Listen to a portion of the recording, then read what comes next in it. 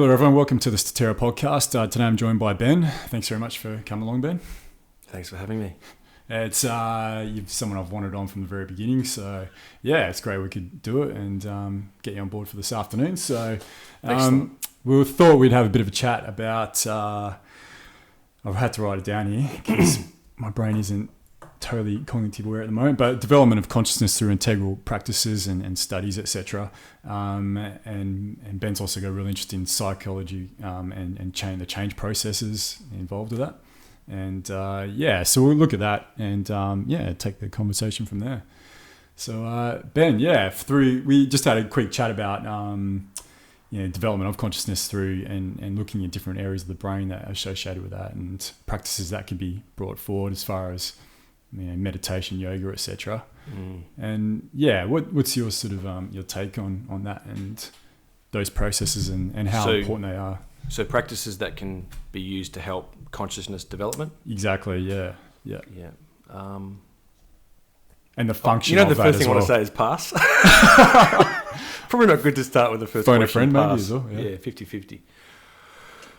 So I'm definitely interested. I'm personally interested in consciousness development. Primarily as a psychologist, but I started doing meditation probably when I was about 10 years old.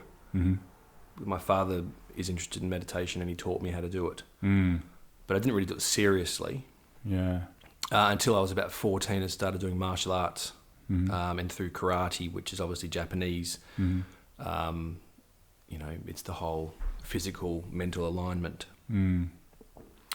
And then that kind of naturally progressed on to doing Zen meditation, because that's Japanese as well, and things like haiku and koans, which are kind of riddles that you use to contemplate. Okay. And the important thing to note with meditation, whether it be Zen or the Vipassana, all these ones coming from Buddhism, is that they all kind of have subtle differences. But they rely on certain technologies or techniques. Technologies just mean the application of intelligence to solve a problem. Normally, a focal point, meditation would be starting from a focal point, as you know, because I know you practice meditation, and deepening your concentration skills, which develop over time through the use of them. Right. Under that sort of motto, use it or lose it. Sure. Right. Yep. So if you don't use it, it's like fitness. Yeah. If you don't go out and do exercise, then you'll lose fitness. So meditation can be looked upon as like an exercise of mental clarity, mental focusing. A lot of people just don't associate that with meditation though, as that, they stop meditating for a while, but it's like this, at least that was for me in the past anyway, when I wouldn't meditate for 3 or 4 months, I'd forget about the fact that I'd spent so long training myself up to get to a certain point during meditation. And then it was like a bit of a waste by stopping and not at least keeping some sort of disciplined practice with meditation. As I do with my physical exercise is totally different. I always make sure to keep every week do something, or almost every day I should say. But meditation, I've definitely gone through periods of time where I just haven't done it and forget that it is a cognitive part within the brain that needs training and practice. Absolutely. Yeah, training is the major central part of meditation. Right. I think one of the problems here, and I think I flagged this to you before when we were discussing what we're going to talk, is the direction that these sorts of things have gone in. So we're talking about psychology, we're talking about cognitive, parts of the brain and entrainment of the brain. And another huge part of that, which I mentioned, is how to augment or facilitate meditation. Right, okay. Like we were talking about sensory deprivation float tanks, as well as certain kinds of drugs or medications.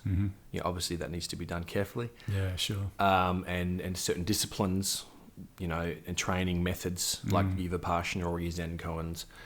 And also things like neurofeedback, biofeedback, hollow sync or hemisync, the binaural beats where you have different frequencies played in one ear as opposed to the other, and your brain actually hears or creates the difference between those two frequencies, and so on and so forth. So augmentation is really interesting. But back to the point about practicing and focusing and development of the skill of meditation is, I think, like many things, because there's so much religion involved in the what would you call it? The inauguration of these sorts of disciplines. Sure. And buffers of language, and translations of that language, and just differences in culture where people understand things very differently. Sure. Cross-culturally. Like, imagine trying to explain to an Indigenous person what a chair is before Western white settlement. Yeah. What a chair is, or a lazy boy. Sure. Like a sophisticated chair. It's like trying to explain a colour someone's to a never blind seen person. before. Yeah.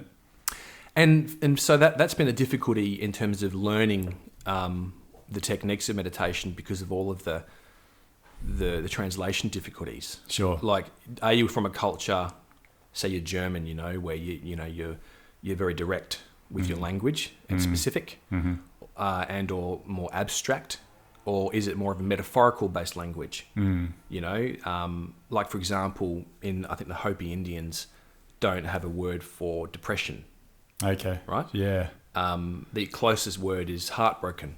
Right. That's the closest word they can use. And their names that they have, it's like he who runs with the bears, or it's these descriptive terms that capture your essence, or whatever the parent or elder noticed about your soul, or whatever, when you were born, so to speak. Instead of putting a label on you or constructing something for you. Yeah. Like my name, Benjamin, right, is pretty abstract unless you know what it means. And your name, Adrian, unless you know what it means. A lot of our words in English, there's no inherent meaning which is obvious, like microphone. Like a micro means small, phone, dial. But something like couch or fridge or table, they don't mean anything. Yeah, sure. In terms of the words themselves. Yeah. If we called this a flat cup placement place or something like that, yeah. or a depositing surface, it would mean something. It's descriptive then, and you can understand it, yeah, rather than just putting a label on it without any context to it. Yeah. And I know this might seem, just to the people who might be tuning in, that this is going off topic, and it's not. It's the point. The point is, not like me to go off topic, but the point is, tangents been around wonderful things. Is the difficulty, so as not to blame yourselves or blame ourselves for not understanding a technique or a discipline like meditation or yogic disciplines or tantric or Taoist disciplines or shamanistic indigenous discipline, or different ways to skin a cat. Sure. It's because of the cultural and linguistic differences. And furthermore, this bloody thing called the New Age movement, right? So, what have you got to say about that, Ben? Oh, look, obviously it's like a heterogeneous group. There are parts of the group or the New Age movement, which are probably great and excellent, and your whole Madame Blavatsky coming from the East with the teachings from who she called the Tibetan, I think it was. Who she coined the term New Age movement, didn't she? I think she would have at least been one of the forerunners in the late 1800s. Yeah. Victorians just went nuts. Right. Not as in people from Melbourne, but in the Victorian era in England, they just went nuts because I suppose their Anglo culture was just quite sterile. Yeah, sure. When it comes to practices and phenomena, investigating phenomena. Yeah. So all this stuff from the East and all the gurus, I mean, even the Beatles went over there, and all this sort of stuff was just very appealing to people's modernity, I suppose. Definitely. Yeah, by the 1960s, it really come to the fore, didn't it? Big time. Yeah. And you had the whole LSD thing happening and altered states of consciousness, people getting really interested in all this phenomenal stuff. Sure. But that stuff, I suppose, in the New Age movement broadly had a negative move or side to it as well, where you had a lot of people who were, exploiting the situation. Like obviously your people like Aleister Crowley and these sorts of people kind of move toward like your Thelemites, Aleister Crowley's mob. For some, they would be known as black magicians or Satanists. It depends on how you look at it. But either way, that's obviously an extreme end. There's just been a lot of what I would call in the New Age movement flakiness. Sure. Like a sort of a lack of discipline, lack of rationale. A lack of rationalism in general. Yeah. Like, where's your reason? Yeah. Where's your philosophical method? Sure. Where's your experiential knowledge, which how I would define wisdom, knowledge gained by experience. Like you can talk about, a lot of people from the New Age movement will talk about stuff that they've never experienced as if it was true. Sure. I mean, I find that just absurd. Yeah. How could you talk about something that you've never experienced as if you knew it for sure? Yeah.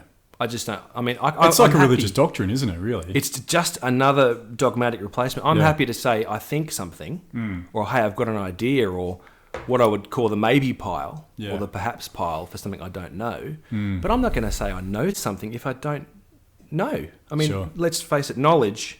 If you look at that school of philosophy or brand of philosophy called epistemology. Yeah, what's that again? I've heard which is a study of knowledge. Right. Okay. Right. If people say epistemic conclusions or epistemic this or whatever, they're talking about epistemology, the study of knowledge. Okay. Ology obviously just means the study of. Epistes is probably some great bloke in Greek times or something. Quite possibly. Yeah, so basically it's true, justified belief. Okay. That's what knowledge has to be broken down to, that sort of triumvirate definition. True, justified belief. So people can justify things till the cows come home. You would have heard a lot of people justifying things, all kinds of ideologies that sometimes they're just plain wrong, but people will give it a crack. Yeah. So that really doesn't satisfy the knowledge condition. Yep. Nor does belief. Justified belief. It could be cultural. It's the truth part of it. Like, how do you know something's true? And then you can justify it, and then you can believe it. And that's really what knowledge comes from. So my concern with a lot of New Age movement and religion in general is the absence of reason, the absence of deduction or even induction, your experiential learning or testing conditions. Like, there's something called falsifiability in philosophy, right? One of my minors when I was studying was philosophy as well as psychology. Falsifiability, where if you're going to have a hypothesis and a fair test of a hypothesis means you have to be able to prove it wrong. If it is indeed wrong. If you can't possibly prove something wrong, then it's not falsifiable. Right. It'd be like people are saying, well, God exists because I prayed and then this wonderful thing came along. That's why I know God exists. Yeah. And then you go, well, I prayed and God did bugger all. Sure. And they go, oh, well, that's because you weren't praying hard enough. Yeah. And it's that shifty, what we'd call fallacious reasoning, fallacies, where... Shifting the goalposts. Shifting the goalposts. Yeah. Doesn't that annoy you? Fuck yeah. Yeah. It's like, you're like, okay, I've budgeted for my tax, case in point, and the government says, oh, there's more tax. Yeah, right. We're going to put the GST up and the tax levy's going to come along and you're screwed. Yeah. So it's that, I think there's a huge sense of injustice that we feel when people shift goalposts. Yep. Like, say your employer says, rock up at 9 o'clock, and you get there at 9 o'clock. They said, really, you should have understood that meant 8:30. Yeah, sure. It's like, what? I didn't know that. Yeah. So, we don't like that emotionally, do we? It's sort of an injustice and unfairness. And similarly, with fair testing and falsifiability, a theory can be proven to be bollocks. So a lot of problems with the New Age movement and spirituality or spiritualism is that they've abandoned reason for madness in the words of who's that wizard from Lord of the Rings? Gandalf, that's right. When did Saruman the Wise abandon reason for madness? And that's really the difficulty. Now, conversely, if you study this stuff from broad, diverse backgrounds and approach it with a philosophical mindset, looking at your experience and basing what you believe on your experience and what you know, basically, then you'll probably be all right. Sure. And I've just found that in many ways the New Age spiritualism doesn't encourage reasoning like that. I think we've been given reasoning for a reason, if that makes sense. The Age of Enlightenment was widely regarded as the Age of Reason as well. And sort of when that came towards an end, the reason, then they needed, before that time, in medieval times, Middle Ages, there was a lot about just... mysticism and superstition. A lot of things that people didn't really understand. They had to give some sort of explanation to occurrences that were occurring. Yeah. So they let their imagination run rife. Yeah. Anyway, then a collective of people came through. Now let's put some reason to this. That was the Age of Enlightenment, which was a fantastic period in our history because it allowed us then really start to understand things that are happening on more of on a scientific level, but also looking at it from a philosophical and a bit of mysticism in there as well. But yeah, I definitely understand what you're saying. Like, I think what's happened, like from my point of view, Ben, I'd like to get your take on this. That reason through science especially became too the other way. It went too far, and then that's why the New Age movement came through to try and counterbalance that. And then since then, it's sort of I think what it is getting that balance, between that science rationale. Statera. The Statera, exactly.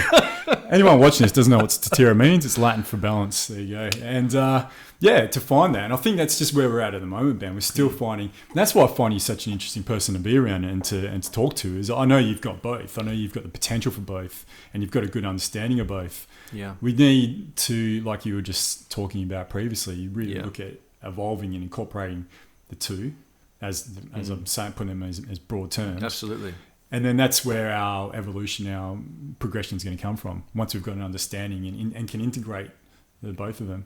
There's definitely problems with the New Age movement. There's no doubt about it. There's problems with science as well, and people that are so steadfast in there. You could look at science as a doctrine and belief as well, I guess. And so what do you think would be some of the problems with science then? Because we should basically flesh out both sides in case we are accused of bias, I suppose. Yeah, I guess...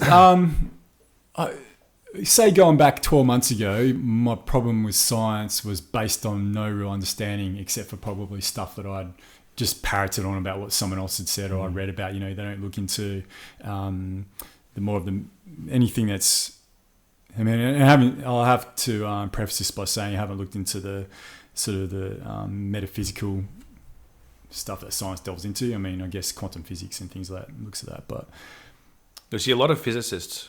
I remember speaking to a physicist recently, and he said that most physicists think that stuff's bollocks. What's bollocks? The quantum stuff. Okay. That all that stuff. They think it's. Well, it's all theory, isn't it? It's all all just mucking about with theory and untestable stuff and So even a lot of people in the New Age movement or spiritualism will use quantum physics as a way to justify stuff. Yeah. But science itself, will go the other way and often will neglect that stuff. Yeah. Because some of the quantum physics theories are, they're amazing, aren't they? Well, yeah. To explain what's the phenomena that's going on in reality. Sure. But do we need that whole fake it till we make it thing though as well? Do you know what I mean? Well, I think, if I was to say how I go about straddling this chasm, right? And I would suggest that the void is very deep beneath you. Sure. You're falling to your death and then beyond. So if you look upon it as I've got to straddle this chasm, how do I do it? And I came across this wonderful term by a physicist named Thomas Campbell, who wrote a book called My Big Toe, which stands for Theory of Everything. Okay. So unified field theory, theory of everything. And he worked with Robert Monroe, who investigated out-of-body experience or astral projection. I've read a bit about Robert Monroe. Wasn't he like a TV producer or... He was an entrepreneur. A very wealthy, successful entrepreneur. Yeah. I think he lived in North America. I think he lived in someplace like Virginia or something like that. Yeah. So he had some old-fashioned Southern hospitality. Right. And Thomas Campbell at that time was a physicist doing his PhD and that kind of thing, and he started to learn about transcendental meditation. Okay. And he was recruited by Monroe to study altered states of consciousness. Right, okay. And I suppose this is where, when we started talking today, the how to augment or improve by using technology, things like meditation, to explore the realms of perception. Because obviously what we're tuning into is a frequency-specific area of sensory perception. Like, sometimes a dog will hear a dog whistle that we can't hear. Well, they will hear the dog whistle. It's a very high pitch outside of our frequency perceptual range, because they've got a different kind of range.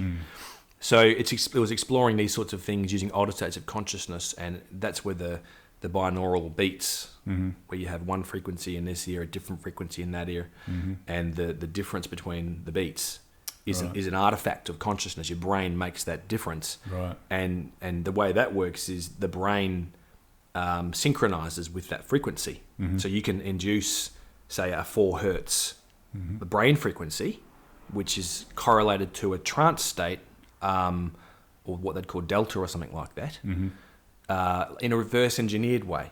Yeah, so you create the tone, the brain creates the tone. Yeah. It doesn't exist in reality. It just creates it because it's a difference between the beats. Hence the word binaural beats. And then it becomes entrained to be at that frequency of sound. The brain will have the same frequency in its electrical activity. And then the consciousness that comes with that brain state will emerge. Right. So that's how you can augment or increase or expand things like meditation and extrasensory perception through using technology. And that's what Thomas Campbell did. Quite a powerful machine then, the brain, isn't it? Absolutely. To do something like that. It's pretty fantastic, yeah. I never understood that about binaural beats and how that worked. Yeah, well, that's the thing. See, a lot of the time, we there's so much stuff out there, we gloss over it. And I've always liked to understand things on the semantic level. So looking at the meaning and the connections. Yeah. And when you focus on that, like the underlying, what does it all mean? Yeah. Like the basis of it, this whole sort of matrix of reality, I think, starts to open up, and you see connections, like a unified field. Which is along the lines of mysticism and science and understanding what's happened there, like we've been talking. But the point I was trying to make before getting waylaid with Thomas Campbell was he came up with this term that I loved about how to approach science, how to approach phenomena, including things like mysticism, is open-minded skepticism. Okay. So I took that on board, studied it, what it meant, and that hand in hand with my sort of philosophical and science training is how I now experience the world. It's really nice when you get to a point where you can go, oh, I got it. Huh. Sure. You know, it's like, thank God I came across that paradigm, that method, open-minded skepticism. So that's where you're skeptical about what you don't understand, what you encounter. Pretty much you're skeptical about everything. In other words, it's open to debate, even things you think you know. Sure. Like this is where, you know, that's very important. Yeah. If you were in the Matrix and you say, do you want to take the red pill or the blue pill? You know, it's that kind of skepticism about the fabric of reality. Maybe we could all be brains in vats having a perceptual trip, and it's not real. I mean, when you think about it, when you're having a dream, you often think you're in conscious waking reality. Yeah. How do you know we're not having a dream right now? How do you know we're not having a past life regression? You know, hypothetically, you don't know. All you know is like Descartes said is that you're aware. Yeah, basically. Sure. I think therefore I am. Yeah. Right. Yeah. That's all that you really know. But the rest of it could be like the Truman Show. Actors running around changing the props, and you've never found out. Sure. So that's how we can doubt our reality, and that's sort of skepticism or doubt theories or doubt facts, supposed facts or things we think we know. And even people we think we trust. Not in terms of being paranoid, but hey, maybe this guru is a phony baloney. I don't know. Not that you're going to be rude about it, but you just don't know. So you don't presume to know what you don't know. And so don't give yourself fully to that idea or that doctrine. That's right. You need to keep some room there to be able to analyse what's going on. And any new bit of information that might come in that has the potential to go, oh, no, that's not quite right what he's saying or they're saying. You can use that then. And then, okay, I want to go look into somewhere else. Yeah, without succumbing to what someone's saying or telling you. Yeah. And there's a pressure there. If you notice, if you look back at times in your life, there is a pressure to succumb to a theory or a... Is it pressure though, or is it comfort? Comfort. It's the pressure of comfort. Yeah. Because we're comfortable in... Like, look at a white supremacist in I don't know, Kentucky, right? Yeah, sure. Before the civil rights movement, was very comfortable with the fact that African American people, black people, were subhuman because then they could exploit them. Right? Did the same thing in Australia as well with the Australian Aborigines. We don't like to mention that though, do we? No, that's right. Not worked in the social doctrine at least anyway, but it was true. That's the horrible thing. Wherever they were classified as fauna. I'll just use an example, but they were classified as fauna. Wherever you look, you see the same thing. Yeah. It's inconvenient to face the truth. I think Jack Nicholson and A Few Good Men. What did he say? Can't handle the truth, Ben. You can't handle the truth, yeah. And that's what it is. And when you say you can't handle, that means it's emotional. If I can't handle it, that means I'm getting upset, right? Yeah. About the truth. So we stay in our comfort zone, and wallow and waddle. And if anyone that you talk to gets upset when you challenge their theory or what they think they know, especially if you're being polite and respectful and charitable, and they get upset, that shows you that they are attached to their belief system. It's their comfort zone, and they're emotionally reliant on it. Yeah. And that this is where you've abandoned a reason for madness. And what percentage of the population you say would be like that, Ben? 90%. 90%. Yeah, it's a fucking lot, isn't it? Yeah, That's what I was thinking too. Yeah. I mean, it's a real shame. I think that people lack training in stuff like philosophy.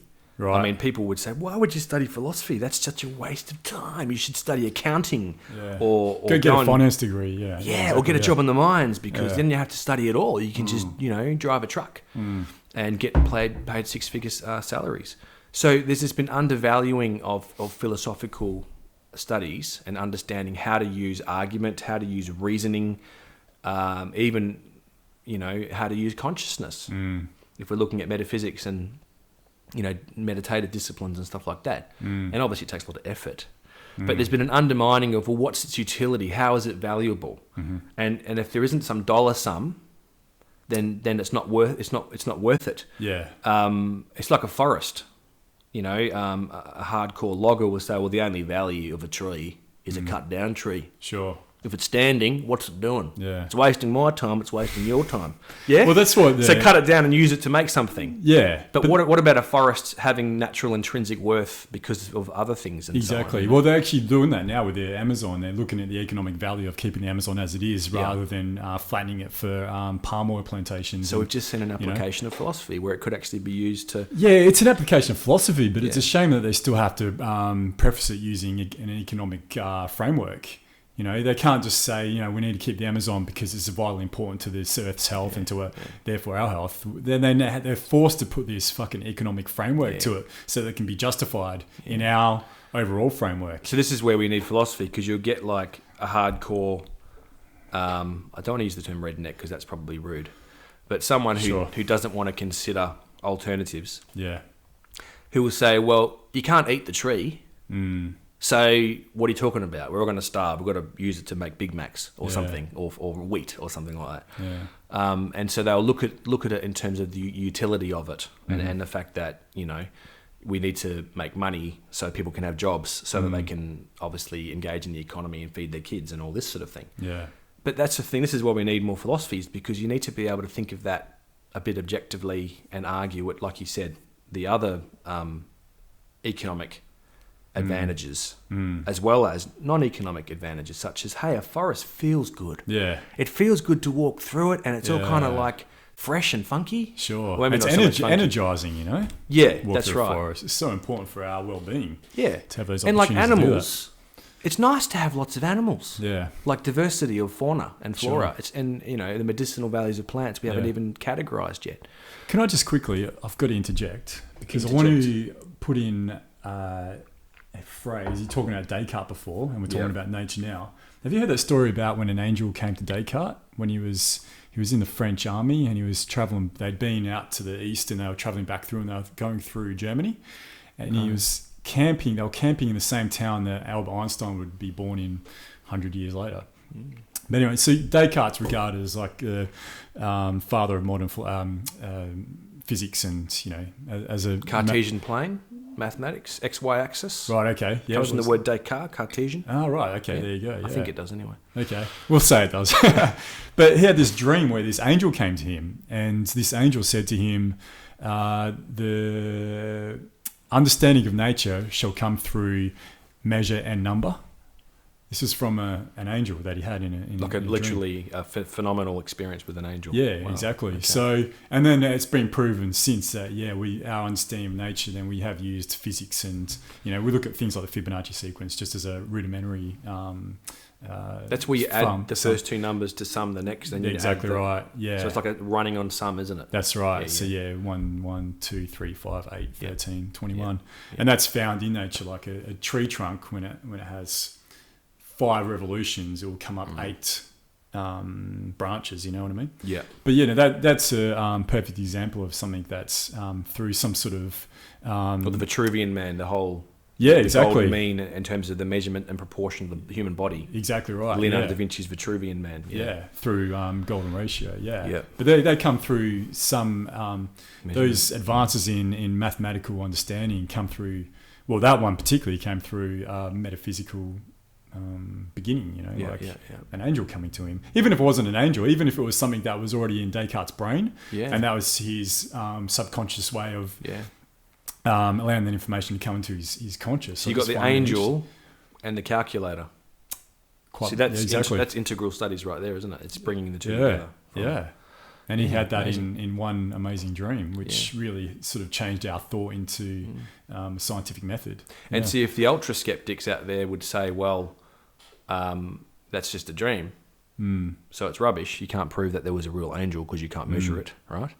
Well, hang on a minute. It was because of that dream that you can have the use of measurement. Sure. Which is what you need to prove that it's real. So see the circularity there. But also there was utility that came from that phenomenal experience or dream, which was useful. Yeah. So even if we don't know for sure if the angel was real, hey, it was useful. Yeah. So that utilitarianism is another way to look at things as well. Yeah, sure. Yeah. Yeah, well, and that thing that does it really matter. Doesn't matter if it was made up in his brain or he really did have an angel come through to him and through a couple of different dimensions and into his realm. And this goes back to open-minded skepticism. Yeah. You can entertain the hypothesis, you don't know for sure. Sure. And that means you're living in the question. Yeah. But that's where you need the open-mindedness. Yeah. Where you actually say, I don't know whether it's wrong either. Yeah. With the skepticism, which is I don't know if it's right. So you kind of live in this, in this discomfort really. If we're talking about people with being comfortable with their belief systems, if you're going to be a true philosopher, a scientific philosopher or whatever, you need to be able to endure discomfort. Yeah. Because you have to negotiate the world not knowing basically what you're doing, where you're going, or who you are. Yeah. It's like when you're traveling and you end up in a train station somewhere in the middle of nowhere or come into some airport, where the fuck you are. Everything's different. No one's speaking your language.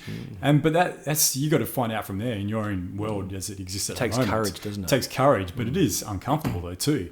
But if you can get to a point where you can find an excitement in that as well. Yeah, that's so you reframe it to be exactly. positive. Reframe it. Yeah.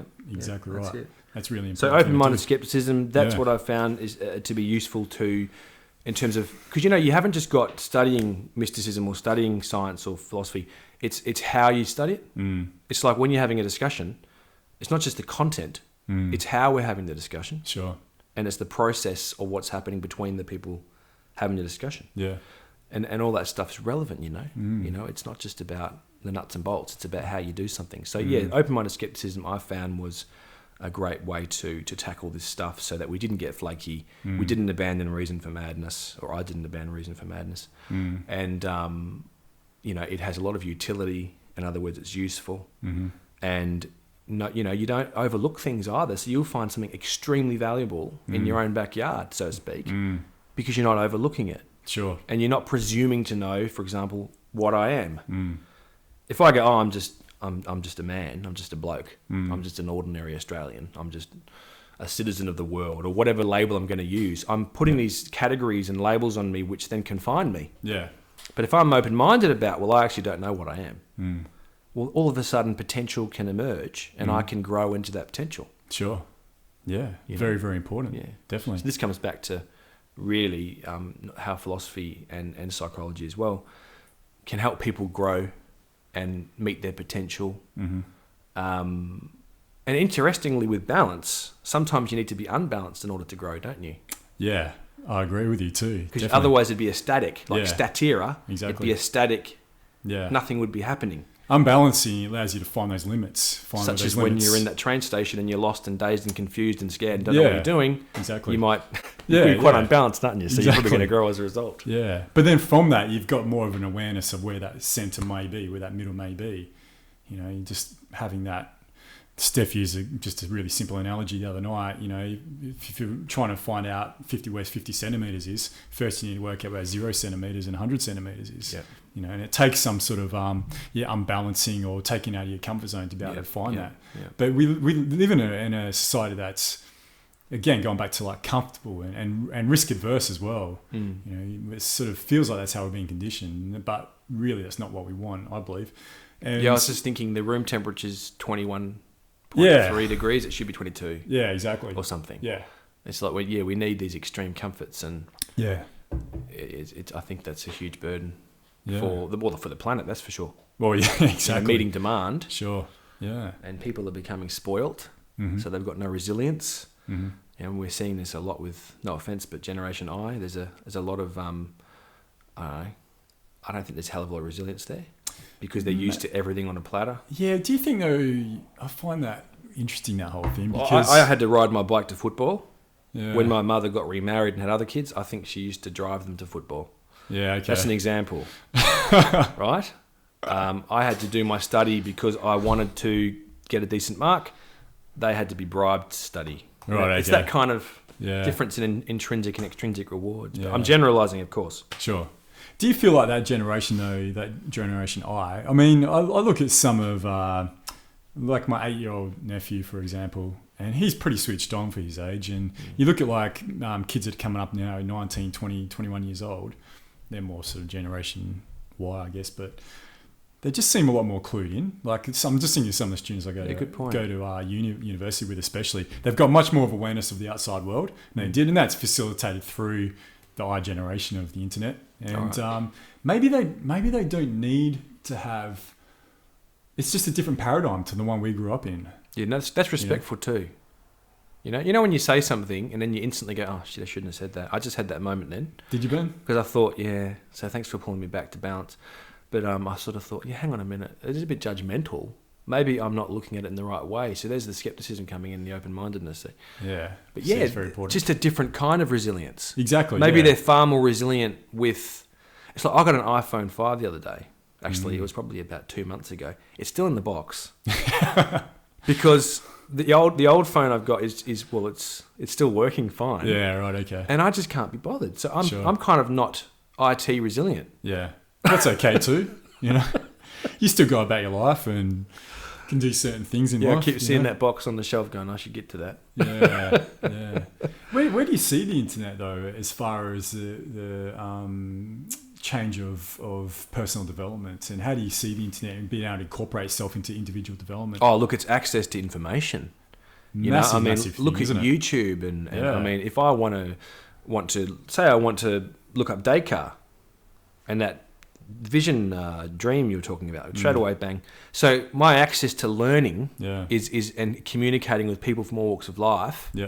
So it kind of prevents that parochial, small-minded mindset because you have access. Sure. And the other thing is, I think that now that I come to think of it, that maybe some of the problems with the world at the moment are based on an adjustment to the digital revolution. So we've got all this information. I mean, this video itself is going to be a part of that information soon.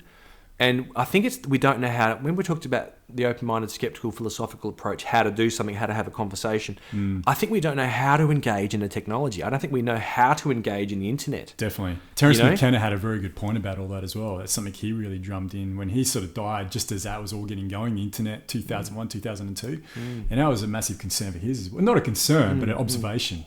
I think that's definitely true, Ben. Yeah, and you'll notice a lot of people jump to a fear-based conclusion straight away. Sure. It's all gone to shit. Yeah. Hell in a handbasket. Yeah. Because physically, psychologically, we haven't been able to really keep up with that trajectory of the internet, or of technology, I should say, based on, internet. And there's a fear that's associated with that, or comes with that, I should say. Yeah, and this is this wonderful propulsion behind technology as well. Yeah. That it increases in obviously exponentially. So the rate of change increases as well. Because it needs to keep up with itself. So if we're having a fallout with, say, an attention deficit disorder crisis amongst young people because they have to be attention deficient to be able to have so many different things in their attention at once, which is what, iPhones and I don't know, I can't think of everything else, but, music and television and having a conversation with someone and Twitter and everything else all at once. Yeah, Instagram. Tinder. All that sort of stuff. So you're far better than I am at this sort of stuff, Sonny. So, all that stuff requires attention to be dispersed. Yeah. So maybe a lot of this ADD stuff as like a disorder is actually an adjustment process of the brain, of consciousness, of human beings to be able to take on many things more at once, rather than our sort of plodding, slow-paced approach in the past before IT explosion occurred, where we could focus. Like you're reading a book, you turn the page, wouldn't you? Exactly. You know, you don't need that speed. Yeah. And what do you call it? Multitasking. Yeah. Which, by the way, women are better at. And I'm generalizing, but the nerve fibers that connect the cerebral hemispheres in the brain, the two big chunks of brain, they're thicker for females. Okay, right. It's called the corpus callosum. It's the bridge that connects the two hemispheres. It's thicker. It's thinner on men, and that's why women can multitask better than men can. And this is thought to by some evolutionary, scientists, psychologists, to stem from the way women had to evolve to look after their young at the same time as doing tasks. And that's why you'll often find, and I've found this as well, women can have a conversation with you while they're doing something. Or they can do many things at once. Whereas, like, if I'm chopping up a vegetable and my wife says something to me, I put the knife down and say, "What was that?" Yeah, sure. I just can't do it all. Or you just go, "Yep, yep." Yeah, you say, "Yep." You're not actually listening to what they're saying, and then you pay for it later because you get in trouble because you haven't done whatever you'd agreed to do. Exactly right. Yeah. So we have to just give up the ghost and accept Yeah. the limitations of our corpus callosum. Exactly. Guys, right? So women Blokes? just don't take it so hard on us. We can't help it. We're it's just our brain function. Yeah, the corpus Not our fault. callosum. Yeah. But I think, and this is a very interesting point on this conversation. Obviously, it's a very diverse discussion. Neuroplasticity. Yep. You've heard of this stuff? I have. Yeah. So the way that the brain changes and grows. So if I learn to play the cello, I get a cellist's brain. The brain actually has to change physical structure and function in order to have that physical downloading or encoding or representation in the flesh of that skill. Sure. And this is why, if we're looking at, say, adjustment to the internet or the current world in its crises, various crises, have hope, because the human being is actually able to evolve further, or should I say change or develop, even in terms of the brain. So maybe our corpus callosums can get a bit thicker through use. Yeah, quite possibly. Or maybe just more Makes sense. efficiency with the existing structure, for example. Yeah. So neuroplasticity is and that's important for rehabilitation of stroke victims and, Sure. People who've had trauma, Parkinson's disease and things Parkinson's. like that. Looking into it. And so you use the stem cells, for example, Yep. but also rehabilitative practices, use it or lose it mentality, as we were saying earlier, such that the brain will adjust. And that's what happens with brain damage, is the neighbouring parts of the brain outside of the damaged or deceased area of the brain take over whatever function was lost because of the dead tissue. Right. As the accommodation of that function. So it's very interesting, and I think that learning more about neuropsychology in the brain and whatnot, and augmentation of things like meditative states, I think that's going to be crucial for the future. Because, for example, with stress, which I think we'd all agree that stress is a huge part of the world today. I had breakfast this morning with, 5 people, and everyone agreed they'd been very, very stressed lately, for a number of reasons, and it was getting more stressful over time. And if you consider that trajectory of stress going up and up, it's quite overwhelming to think how stressed I'm going to be in a couple of years' time. So Do you see that as being inevitable, though? I definitely do, and that's why I think technology... That's a shame, isn't it, Ben? Though? Well, no, because I think that technology, in terms of assisting meditation practices, for example, will need to increase and is increasing and will increase and develop and expand, such that, like, for example, a flotation tank, which we were discussing earlier today, sensory deprivation, so no light or sound or discomfort can enter that isolation pod or booth that you're in, and you're floating on magnesium solution of water, Epsom salts basically, and so you're totally buoyant and your body is absolutely relaxed and there's no distractions at all. You can't take your iPhone in there because you probably destroy it. So you're cutting out the world for that hour. That might be equivalent to a day in a monastery. Sure. Yeah, exactly. So that's the kind of technology I'm interested in. Yeah. Because we need to catch up to the current times and I look at it a bit differently than that. I don't believe that we need to be helped by technology. That's something that should just come through us by just de-stressing our lives on our So there's own. something retrograde about Isn't that, it though? unfortunate that we need...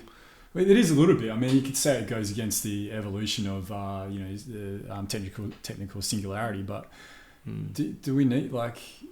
I think we I do would need hope it. that we don't need it. I think we do need it because we're living in this world. And it's very stressful because there's so many demands placed upon our conscious awareness, and we don't have as much time to rest anymore. And all of those quiet moments with a friend or a loved one or a pet or something like that are kind of stripped away because we're constantly interrupted by beep, beep, beep, beep, or whatever it is. I mean, sometimes I just hear sounds everywhere and they just freak me out. And I just have to shut down and just sit down somewhere and calm down. So I think that if we talk about, well, do we need the technology and all that? Well, of course we don't. I can go to a monastery for like a 10-day Vipassana and do meditation there. But is that all that handy? It's not really handy. But can you still use technology as a tool? I mean, it's still, well, you're describing it still would be a tool, but can you just use it as a tool to help connect with other people, learn information, without that same technology stressing your life as well? I mean, I know it's... This is how you use it, isn't it? This is how you use it. This is the argument exactly. about we don't know how to use it. We're finding out how to use it. Yeah. It's like I have various family members who were really involved in IT when it first came out in the 90s, like the internet and the World Wide Web. And they would be literally on their computers all day and all night if they could be. Yeah. So that's not healthy. I mean, that's not the right way to use it, because next thing you know, you've got an obesity problem or a heart problem or a social... Vitamin D problem. You can tell these people because they've got pasty white skin. And rickets.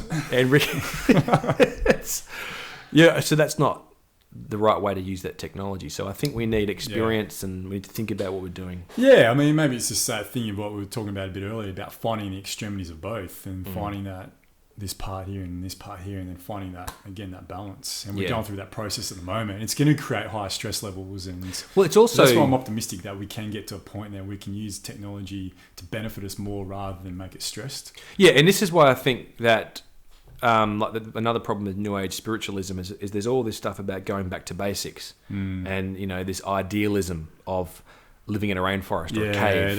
Living off the grid. That's not helping anyone. You ever tried living in a cave? Sure. Or in a forest? There's lots of insects that will bite you or even kill you. Yeah. And hot water, hey, that's pretty cool. It's pretty fucking good, isn't it? And I tell you what, a lot of these people in, say, a commune, if their kids got sick, they'd be the first in their combi going down to the ED at the hospital. Sure. So, there's something about an abandonment of our progress which disturbs me. Yeah. And I don't think spiritualism or New Ageism, or I'd prefer to call it consciousness development, I don't think it needs to be retrograde. I think we need to meet where we're at as a world. Definitely been. And that will stop the polarizing of science from superstitiousness, for example. Yeah. Going backwards is not the answer. Definitely. It's consolidating where we're at, like getting the balance point, the Statera point. It's like one of these discussions. It's a Statera point, isn't it?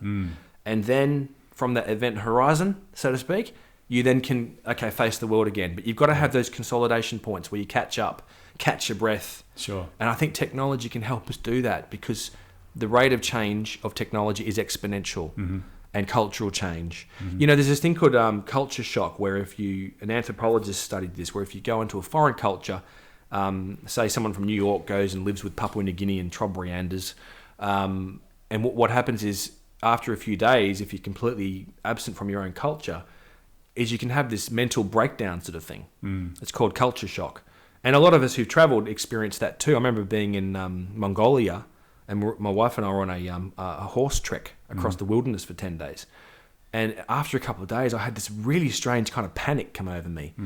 And it's this sense of extreme vulnerability and the fact that, well, if my wife wasn't there and the tour guide wasn't from America, I probably would have felt it even more so.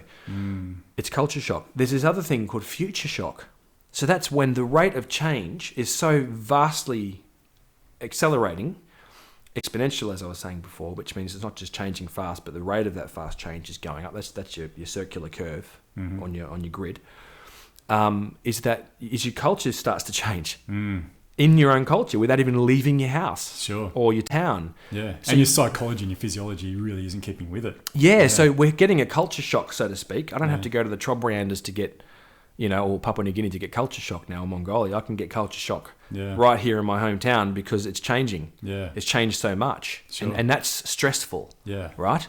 So I don't think going back to basics, even though it's nice to go to the country and get away and ride your horse and, Yeah. meditate in a sweat lodge or a humpy or something like that. That's great. Go fishing or something like that. It's important to do every now and again too, but Yeah. to live this sort of lifestyle. Yeah, but if we're going to engage with our changing world, we need help, basically. Yeah. And I think psychological disorders, because obviously my job as a psych is to help people with disorders, are a sign of this not being able to keep up with the change. Definitely. And like Yeah. the ADD thing we just talked about. There's many different examples of that where people are basically having an adjustment crisis. Sure. And they're having a trouble adjusting to the changes in the world. Yeah. Politically, scientifically, technologically, socially, etc.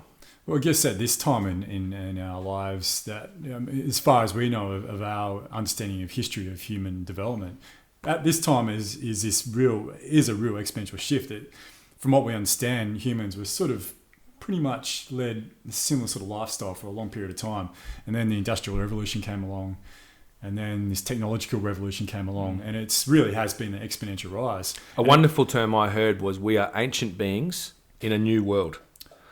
Exactly. And a drastically increasingly new world. Definitely. But we are ancient. Yeah. Our genetics and our thought processes are still based on thousands of years of development, living in a certain kind of world, certain type of the world, which stayed fairly similar with different, where ice ages or whatever in between, but stayed fairly similar. Technology was fairly similar as far as we know. That's a podcast on its own. There was not much change for an extended period of time. Exactly, as far as we're aware. Unless all of a sudden fire came along and they were cooking food. Yeah. But that did not much happen for a while after that either. Exactly right. Sure. It was slow and incremental. But recently, of course, it's just been this massive change. And that's where I think that's a really great point that you raised, Ben. That's where a lot of psychological discomfort comes in, leading to mental illnesses. I remember when my grandmother had to engage with an ATM, an automatic teller machine or a cash point when they first came out. She was so overwhelmed. Oh, my mum's still like that. She would have to go inside the bank. Yeah. Just interfacing with... And this is a good field, like the psychological ergonomics of interfacing with technology. As an architect, you're probably right into this stuff. How do we interface? It's another how do we do it? Sure. We have to find ways where people can feel more comfortable to interface, I think. Yeah, definitely, yeah. And maybe just our thought developments integrated with technology will give us that point. I truly believe it will. Yeah. I would truly believe it will. And I think, it's a false dichotomy, like it's a false difference to say that science and phenomena and mysticism or at least consciousness development are different and poles apart. We can bring them together, and that's what integral studies are all about. It's integrating everything into a common dialogue to find more similarities than differences. Yeah. So this is an excellent example of understanding brain research and linking that to consciousness research, linking that to understanding of things like meditation disciplines, and bringing all that stuff together. I think it's the way forward rather than having all these different polarities. Yeah, and people within those subjects and confines being just so adamant about that one particular thing and nothing else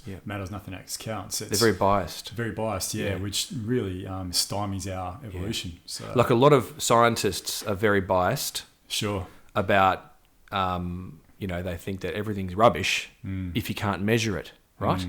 And unless it's it's not their theory as well. Yeah, well, that's for sure. Or if it's established scientific creed or canon, it's like a dogma. Yeah, exactly. I think the term for such a scientist, because there's different kinds of scientists, is a reductionist. Yeah. Or a positivist. I once heard a scientist say, life is ATP, not the phone company, or AAPT, but adenosine triphosphate, some chemical which helps the release of energy in the cells. Yeah.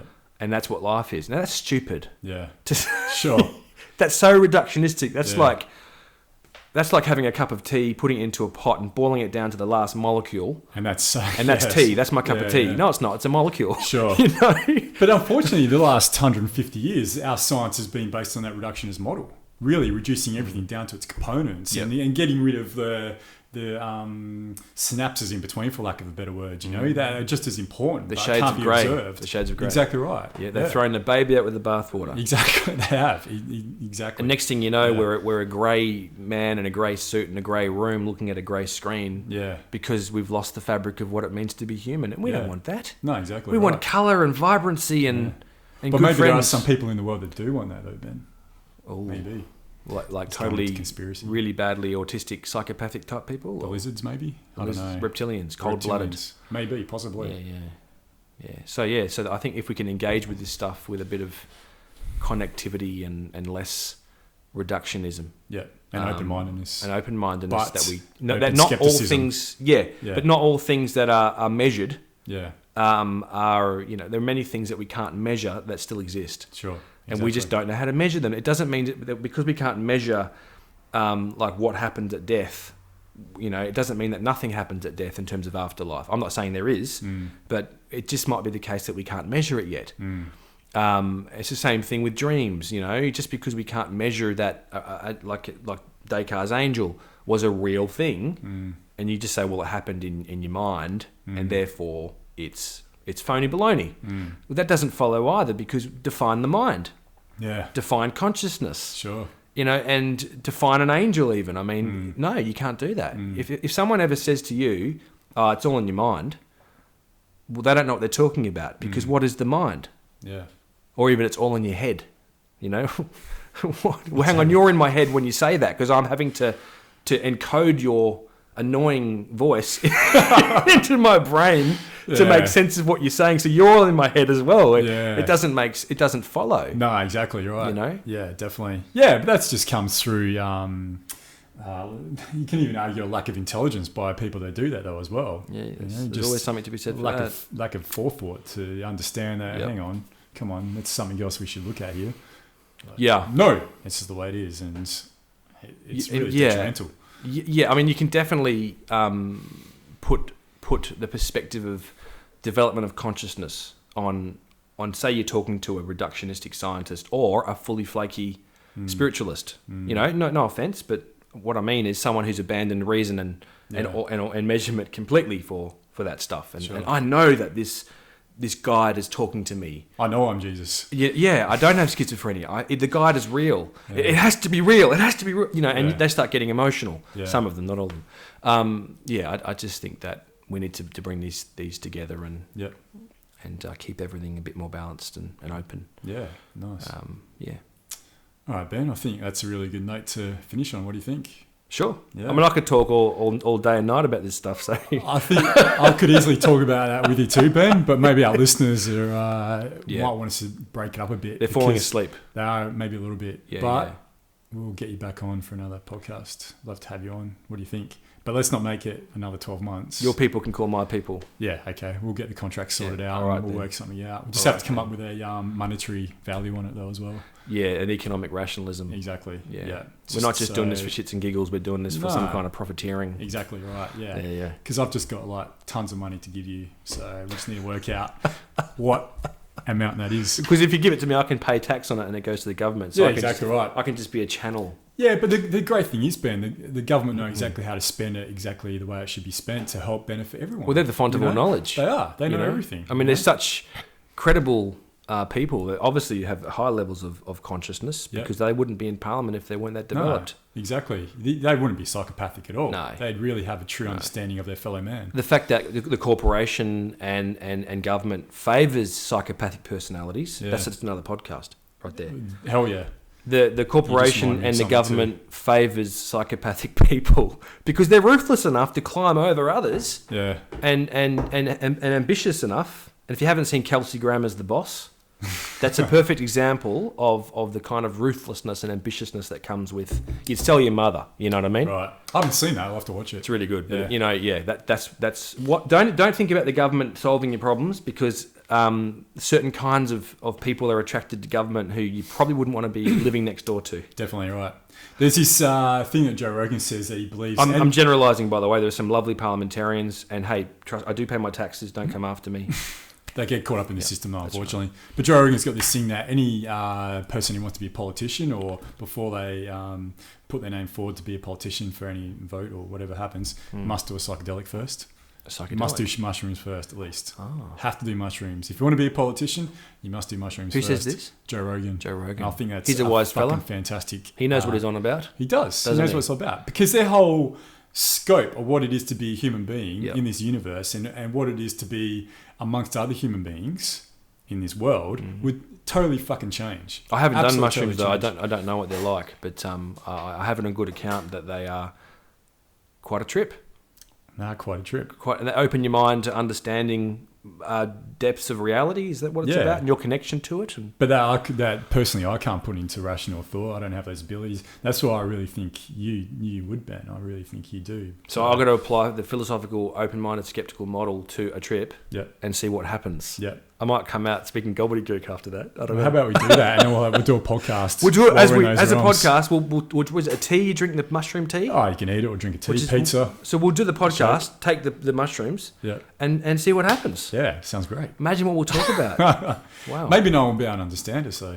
Maybe. That'd be a shame. Maybe. Or maybe they will, subconsciously. I remember one time in university, in college, we thought we were having amazing conversations when we smoked a joint. And if I ever do go for Prime Minister, I didn't inhale. but or presidency. But, we thought, this is going, we have to record this. Get your dictaphone out or your whatever. Yeah. Next time. So next time we got stoned, we recorded it, and I played it back later, and it was honestly just lots of pauses where nothing was said, and then giggles.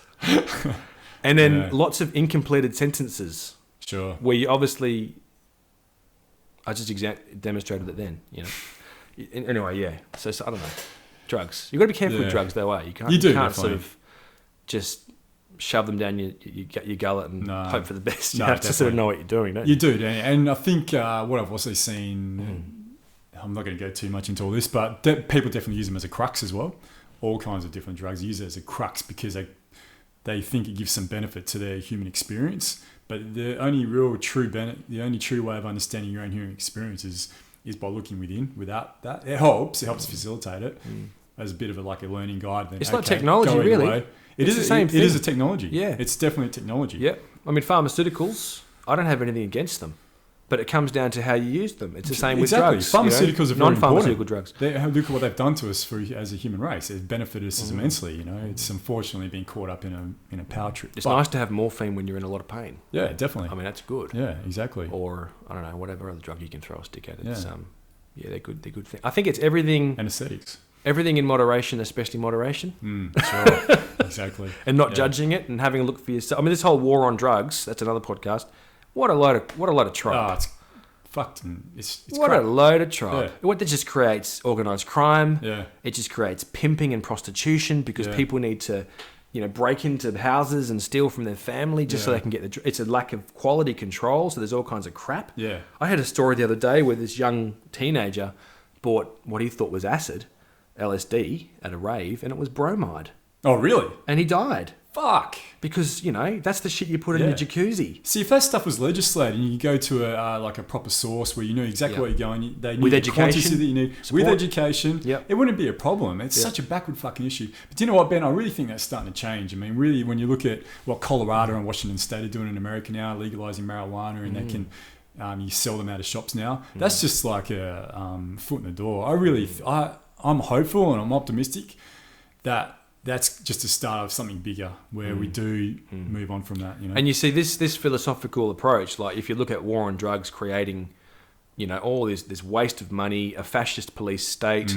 Once they've discovered that there might be drugs on your property, they can confiscate it. Yeah. And obviously all your drug zombies out there, homeless and God knows, all that stuff is just abominable Yeah. and totally unnecessary. Sure. You know, it's been a good move that we're starting to decriminalise, or to some extent, drug users and look more at them clinically or medically. Yep. But the next step is to move beyond that and look at them as, well, they're also people who want to experiment with their consciousness and find out what's going on and feel better. Let's face it, people take drugs because they feel like shit. Because they're fucking awesome sometimes. And they want to feel better. Yeah. You know, I mean, what are they a criminal or whatever for that? I don't think so. No. And we need that philosophical understanding to think about these big questions.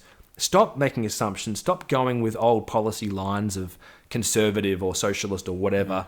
Look beyond it. You say they're old though, Ben, but they're quite new in the scheme of our human history. Really, we've been using, as human beings, we've been using drugs for hundreds of years, thousands of years. It's always drugs have always been there. Ayahuasca. Yeah, they've always been there. They always will be there. It's only been this recent adaptation of saying no to drugs and that understanding of our consciousness and our own sovereignty over our own consciousness, which is something Graham Hancock talks a lot about. Sovereignty of consciousness. I like that. It's such an important thing to have as a human being, but we don't have that. We don't have that. That I own me. Exactly right. I have the choice in what I want to do and what I want to experience, and experience something that's just outside the five senses. And it's like when you say to a child, look, here's a dish of lollies, don't eat them. Yeah. Right?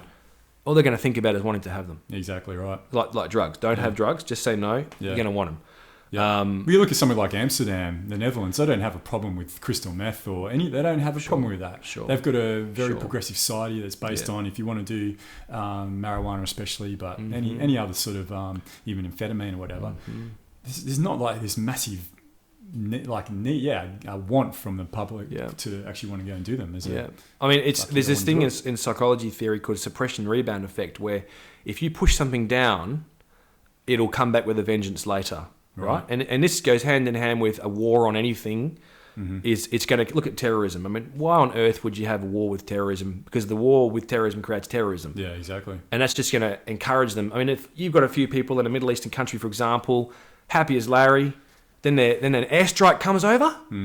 Well, I'm pretty sure they're going to go, bugger this, I'm going to be a terrorist now. Yeah. I'm going to attack, whoever sent those airstrikes. It's just there's no logic. No. And that's because it isn't logical. Yeah. They're not philosophical. They're not applying the method. They haven't done mushrooms, Ben. They haven't done mushrooms. And also they're getting a lot of money with war. Exactly war right. is generating all these profits. Again, that brings you around to that economic machine, doesn't it? That really drives our decision making as a human species. Yes. Which is pretty fucked. But I think technology, and my belief is technology coupled with psychedelics and our human ability to comprehend both of those, psychedelics on one side, technology on the other, we can bring those two together and really work out. As long as you're being reasonable about what you're doing and exactly not having this polarized, are you scientific or Definitely. Are you spiritual? What maybe using that open-minded But I think there's more and more of those people coming out now. Let's hope. So there's hope for us yet, folks. Yeah. We can actually survive, and not only survive, we can thrive. Exactly right. Yeah. Stick around. Don't go anywhere. It's been a pleasure, mate. Thank you for having me. Thanks, Ben. Thanks very much. Yes, it's been awesome. And I've really enjoyed it. And hey, if we can be a part of some kind of movement, some kind of, consciousness development within ourselves, but also sharing it to others, then we're doing a good thing, I think. So we are, good on you with your show, man, because I think you're sharing some really good wisdom with people out there. Oh, thanks, Ben. Well, I have to thank you too. I mean, I've learned a valuable... I was going to say a valuable lesson. I've learned a lot from you in the time that I've known you, and you've always given me a lot to think about whenever we've caught up. So I want to thank you too for ditto, doing that. Likewise, thank you. Oh, I'll do my little part. All right, everyone, thanks very much. Any questions? Again, you know how to contact us on Facebook. I've also got a blog which uni finishes in a couple of weeks, and I've just got those rudimentary blogs set up. I'm going to really try and look at getting more into that over the next period of time anyway, once uni finishes in a couple of weeks, and really getting into that. Sorry, can I just say one thing? Yeah, sure. I've worn this t-shirt today. I got it made in Japan because I was over there at the time. Oh, there, Ben, the camera. Oh, there we are. Yeah, sure. This is an Ouroboros, the snake eating its own tail, with the symbol of the psi, which is a Greek symbol, obviously, letter, and that's what is used to denote the discipline of psychology. The study of the mind, although psyche actually means soul, so it actually means study of the soul psychology. But we've sidestepped that bit. Yeah, right. Because of the positivism and the reductionism, which the soul doesn't exist, so we had to change it to mind. Okay. But mind your own business anyway.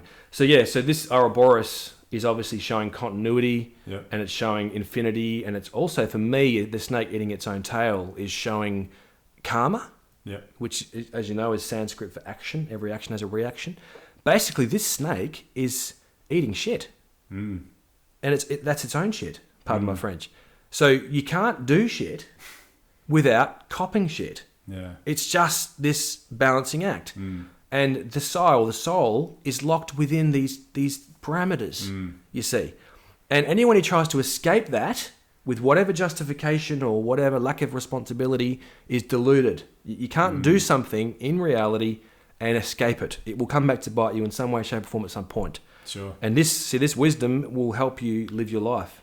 So this is also my logo for my group, which is Bruce Psychology. If you're interested in checking out brucepsychology.com, BRUCE, that's my surname, Ben Bruce. Yep. I'll put a link up for that as well. Yeah, there's some stuff on there. There's some articles that I've written, and pretty polemical arguments, and some links and helpful resources if you can. If you want to have a look at that, go ahead. So I just thought I'd do a plug. Yeah, that's good, Ben. Yeah, cheers. Definitely. It's a fantastic blog you have there, and I read, I think, most of the articles you've written. And it's being upgraded at the moment. Thank you. Always And it's really excited. My brother Jesse, Robert Jesse Olathe, is helping with the web development. And we want to have more resources on there and online resources. And I want to develop a consciousness development center. We were discussing this earlier, quite soon, like a retreat center, where people can actually use philosophical methods, psychology, and the technology stuff. Maybe even some of these substances you talk about. Who knows? In a legal way, of course. Yeah. We'll start up a church to aid and augment and facilitate development, because why take 10 years to develop something if you only need 5 or 3 or 2 years? You can't obviously skip steps and rush things. Sometimes you need that time to adjust and catch up. Like yoga is a method that takes time because you need that time. But honestly, Ben, why waste time when you can do it sooner? That's what I say. Yeah, I mean, I was talking to a friend of mine about this the other day. I've been delving into the ayahuasca realms for 12 months now. I reckon I've had probably 10 years worth of psychotherapy in a 12-month period. Wow. Which has been fantastic. But you're still sane? Yeah, well, you think you are? I think I am. What I was going to add to that, though, it's been incredibly Intense. difficult. Like, especially the fallout. The period afterwards. Like, my last ceremony was about 2 months ago, and my last big one was when I went to Peru in November. It's fucking difficult because you suddenly lose all this shit. It's all just gone from you. Yeah, wow. And then you're finding yourself Purging. in another state of being. Yeah, it's just purging that aspect that you find yourself in this another state of being, and you're like, what the fuck is this? And it's really, really difficult. It's really difficult, but I don't regret it. And I know I'm starting to come into that, and it's been probably over the last 4 weeks that I've really started to come into this new me and understand the new me, the new Adrian. And maybe it's not even new Adrian. I shouldn't say new. I should say I've come to understand the true Adrian. The authentic. The authentic, my deeper, authentic self. Yeah. Without all that environmental layers. Stuff that was put on me from as you grow up. So programming. Yeah, exactly. So there are, like you said, there are definitely things you can do that over a slower period of time that are more comfortable and don't have that shock to the system. Or there's things that you do that have been around for thousands and thousands of years, where it gives that short, sharp release. It makes it a little bit more difficult afterwards, but in the end, just the clarity and the contentedness that comes from that is quite incredible. I think, and you've accelerated that process. Oh, big time! But it's been difficult. Not for the faint-hearted, I should imagine. No. For the resilient only, I would suggest. Because you don't want to go mad, do you? It can build resilience though as well. Okay. As long as you've got a good conscious awareness of what you're doing. I think we should have another podcast. Have we started that other podcast now? Because I thought we were going to end this. Thanks very much, ladies and gentlemen. Hello, Ben. Welcome to the Statera podcast, episode 24. Hang on, I need some more coffee just in case. I've ran out. All right, we'll wrap up there. Thank you. What do you reckon? Namaste. Namaste, Ben. And everyone else, we'll see you next time. Thank you. Thanks again, mate. Thanks. That was fun. It was really good. Oh. It's quite intense, isn't it?